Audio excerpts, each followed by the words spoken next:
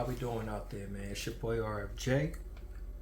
I'm talking about the basketball king myself, and putting my tape on, man. Tonight, I'm doing some practice. This is gonna be my first vlog. I have made over 20 videos for my channel, and I didn't like the response that I was getting, so I'm starting over from the basics, man. I have my jersey, the basketball king. I have started, and I'm gonna put my scores up here. I'm talking USBC, man. I'm talking about from the beginning. I started back in 2001, 2002 bowling, and my average was 102 back then. And people always ask me, how did I get involved with throwing the backup ball?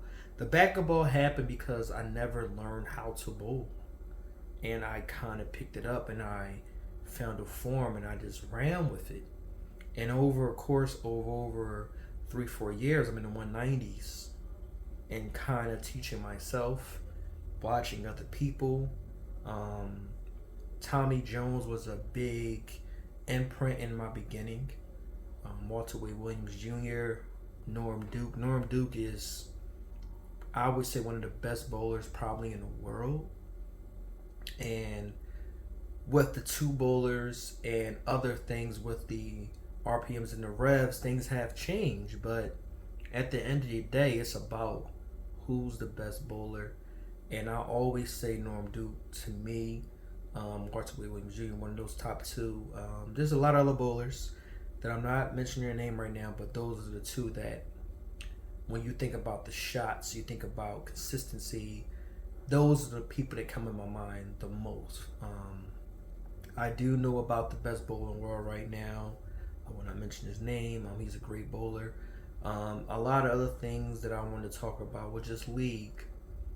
And a lot of times you get away from different things. What I'll do is I'll put some shots up. These two shots, to me, was some of the best shots I ever threw. Like, as far as, like, just get ready for league, bowling some good shots in league, and trying to transition, you know what I'm saying, just showing good shots, when it pins. And a lot of people don't see this. You might throw a strike, but the pins don't go straight back. So your pins, and you think about them, and you are not listening to your reaction, you may see two pins fall the last second. Especially when it's over that 10 section, number 10. Number 8 falls, and those pins fall the last second. You're like, oh, okay. You know the ball's coming a little high. So you already know you threw a strike, but you know that next ball, that same ball's not going to be the same strike because it's coming in high. So you have to transition yourself into a better shot. And sometimes I get the 7 pin, I get discouraged, because now a 7 pin means that I'm hitting the pins completely wrong. Completely wrong. And now I have to figure out a way to hit the pins right, hit the pins, and make a transition move into those pins to get a better shot. Because if you're hitting the pins wrong, you're going to get 7 pin. And I did that a couple times lately. So I said, coming from a 680 on Sunday, October 1st, October 2nd, a 660. And then this week I shot 520 recently on Friday. And I'm just like, okay, you're missing everything you're supposed to be missing. I wanted to make this first vlog and tell you that I'm a part of Behind Enemy Lines. Behind Enemy Lines is something that C4 came out with, and I appreciate C4, because without C4, I don't think that'd be where I'm at, because he helped me with tournaments, helped me get to where I need to be as far as the levels. And I tell myself every day that I want to do better, and always to the goal of 700 or more. And it's to me, it shocks me the most that I haven't shot 711. 711. And since I was a kid. The highest I've gotten was like I did 680, I think like 685 years ago. But the 711 is the highest series that I ever did as myself. And I don't like handicap. Be honest with you, I'm not a big fan of handicap. I had to do it because of part of the league. I'd rather lose regular. I'd rather every league be scratch. If you lose, you lose. It's only 300 pins in the game. And if you lose, you lose. If I lose because I got outbowled, I want to get outbowled. Because now I can focus on how to get better. If I lose and you beat me, but handicap, you won, I won, how am I really winning? The handicap has changed the game as far as with bowling. It's not going anywhere. I think that it's just a part of the game that I don't like. To me, I don't want handicap in any league that I bowl in. Just me personally, it's a personal thing. If I have to do it, I'll do it. I have won games with handicap, but I always look at it as that I still lost, because if you can't beat somebody scratch, you can never go up to the higher regional level and then go up to the PBA level. I want to try to go up to a level, and I said I have not matched those levels yet. I have not thrown 300 yet. I have not thrown 800 yet. So I said that I'm in a transitioning mode, becoming the backup ball king. I have a jersey made to become the backup ball king. I'm going to invest more time into it. I'm going to make sure that you see, and I want you to feel what I'm talking about. And when I do this Virginia Beach tournament, I have my camera, my phone. I want you to understand, like, I am trying to do something different. I'm going to say shout out to Derek Tang, shout out to the House of Bowling. I follow them.